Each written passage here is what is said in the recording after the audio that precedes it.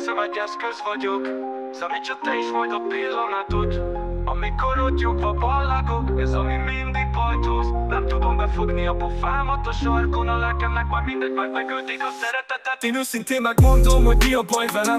A legnagyobb hibám az, hogy szívből tudok szeretni. Inkább meghalnék, a becsületért én temetni. És hogy ki az, aki mindig eltátorítja a jövőmet. Lehajtott fejjel rappelek, amíg ezt tart és félrelépek. Na hello emberek, megjöttem csak szerte széjjel. Szétszóródva akkor is utolérem, hogy mi az, amiért küzdeni kell, mit sem érhet. Mert nincsen más senki, akit szeretve utolérek.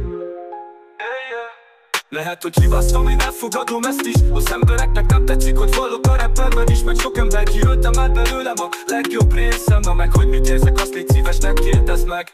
Állandóan kattogok, folyton a gondokon, de még így is stabilan vagyok fejben. Még itt volna eltemetnek engem, akkor azt lősd az eszedbe, hogy ne sírjál miattam, mert nincs még itt a vége. Csak előre megírom a problémáim bátran, ahogyan a szakadék széléről kiáltottam. Hányas jogoknak az nem tetszett, hogy ez a hivatottság átka.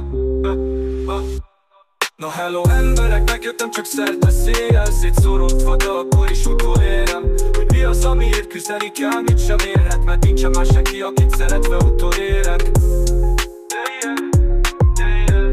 Mert nincsen más senki, akit szeretve utolérek.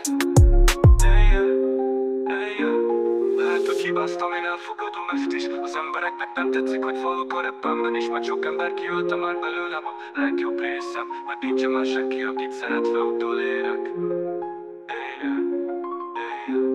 Mert nincsen más senki, akit szeretve utolérek.